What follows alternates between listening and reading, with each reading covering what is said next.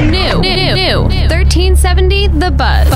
The Buzz. And welcome back to the program. And now, John Edwards. He is a professional psychic medium, and he's also a television personality. He is best known for his TV shows Crossing Over with John Edwards and John Edward Cross Country. John is currently doing live appearances and will hold a seminar at the Strand Theater at the Capitol Performing Arts Center in York, Pennsylvania on June 28th. Now, joining us on the phone now to talk about his seminar as well as his new web venture, The Five, is John Edwards. John, welcome to the program.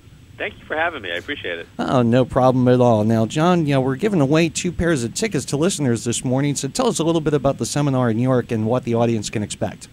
Well, folks who might remember a show called Crossing Over, it's pretty much going to be Crossing Over in York. I'm going to basically come out and just do what I do. I'm going to talk a little bit about my process, how I do what I do, explain my symbols, and then I'm going to turn it right over to the audience, bump up the lights, get the microphones out there, and if people have questions, they'll be able to interact with me like that. And then I'm going to do as many readings as I can, bring it through the audience members, family, and friends. And then at the end of the event, I do a meet and greet for members of The Five, which is the John Edward online community at johnedward.net. Okay.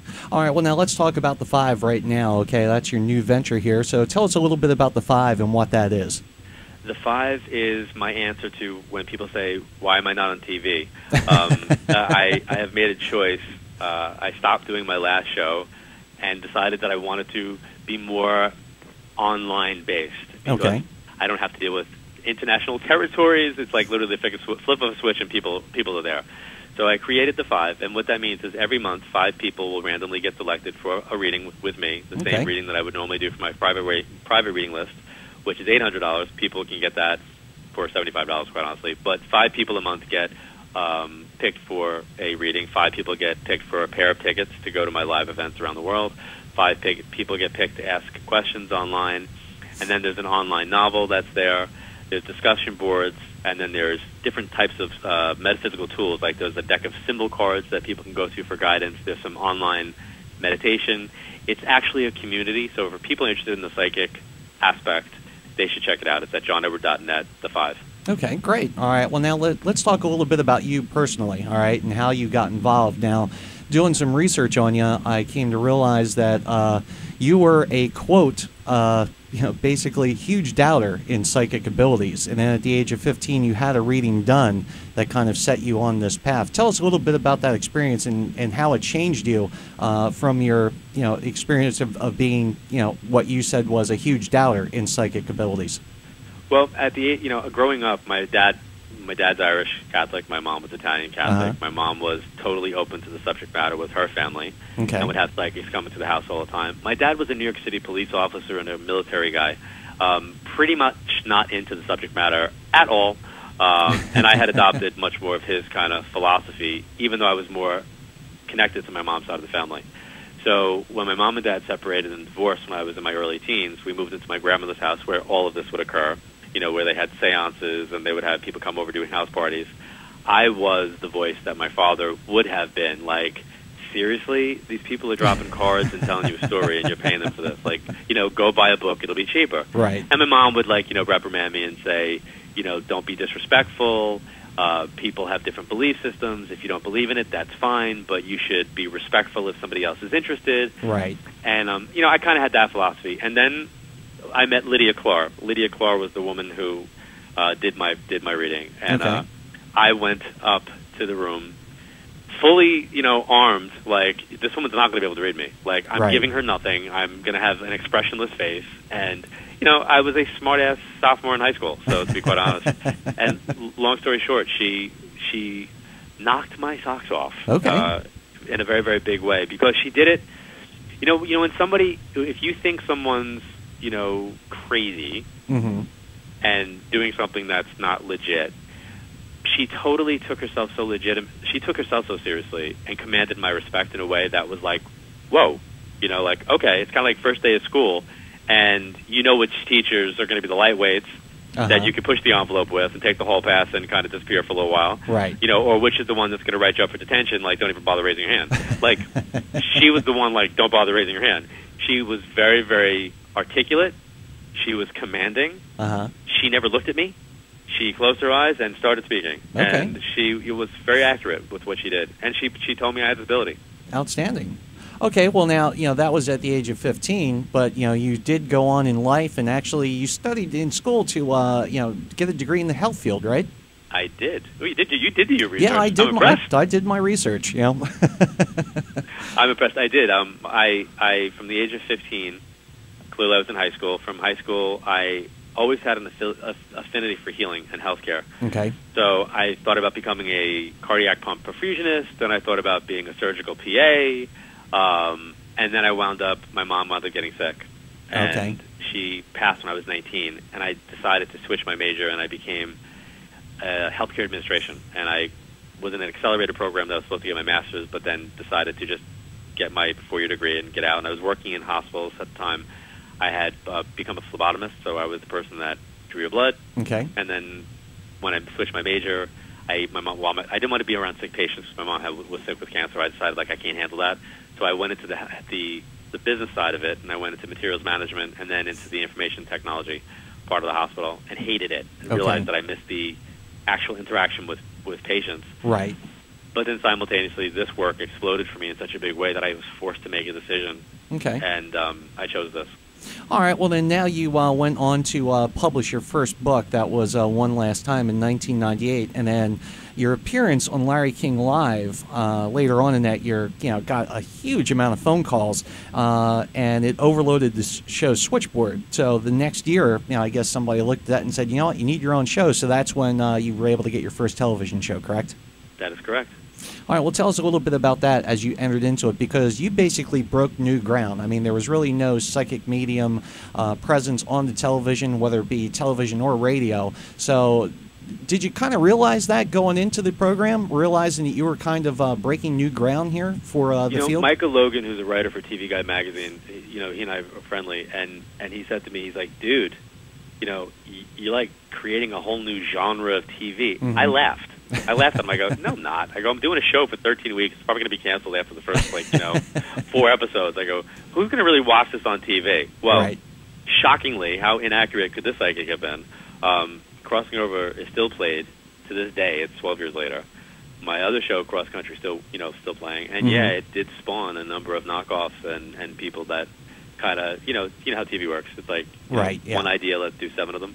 Yeah, yeah, it works that way in radio too. But see, radio's still my first love. I started on radio. Oh, okay. I was a guest on many shows before there was TV, and I liked radio better. I still like radio better, to be honest. Okay. Which is why I like doing the 5 on online, because it's got that same feeling of connection. When you see something, you're being shown something. Right. But when you're hearing something, you're not just hearing it. You're seeing it in your mind, and you're feeling it on a different level. Right. And I think there's something to be said about that, specifically with this work. So when you do this work live, or when you do this work on radio, whether it's live or taped, and you're experiencing it, it's kind of different than watching it on TV. Okay. Well, you know what? It's interesting. We have 2 mediums here that work on Tuesday evenings from 7 to 10 p.m., and it is our highest rated listenership during the course of the evening. So we do know very well, how popular this genre has become. But now also, John, with that genre, with your success, there's been an awful lot of criticism also about what it is you do. Now, I'm not going to ask you to, kind of answer that criticism here now. The question I have for you now is, with getting so much criticism as you got bigger and bigger, I mean, tell me a little bit about your thought process and how you just continued, because that's an enormous amount of pressure to get that level of criticism you have, and yet you've soldiered on through this. So you obviously have very strong beliefs with being a psychic medium. Tell us a little bit about how you reacted to that criticism. I think the best depiction of that happened last year for me. And I didn't even realize it, to be honest. I was on the Anderson Cooper show, and I wound up reading. He asked me to do a reading for him. They taped it, but I wound up reading the people in the room as well, some of the camera guys and the grips, whatever that was there. Okay. And there was something very powerful that took place, and they told me that they were going to show the camera guys' families, and they were going to invite them to the event, and somebody had just passed. And long story short, they didn't show the readings ahead of time. They only showed it for the first time while I was sitting there. Okay. So they got a chance to watch it at the same time as I got a chance to see it with them watch it. It was very. I guess it's the TV. It was a TV move on their part. Okay. And it worked. It worked. Let's put it that way. As far as getting emotion, because they got the emotion out of me. Okay. Because one of the women turned and she looked at me, and Anderson said, what do you want to say? Like, watching this. Mm-hmm. And instead of saying what I expected, which was like, wow, I can't believe that he got this. It's nice to know that they're there. I mean, I'm doing this so close to 28 years now. Right. I'm used to hearing that. So I was insulated to that. Okay. But instead the woman turned and she looked at me and she says, I just want to say thank you to you. She said, because I know how hard it has to be for you to take all the attacks. Okay. But it's for people like us that you do that for. No joke, I seriously almost lost it on national television, to the point that if you watch the show, I'm biting my lip right. and I can't speak. Okay. Because I knew that if I lost it, that was going to be it. I was going to be like the clip of the day, and I was going to be on everything, what made John Edward cry.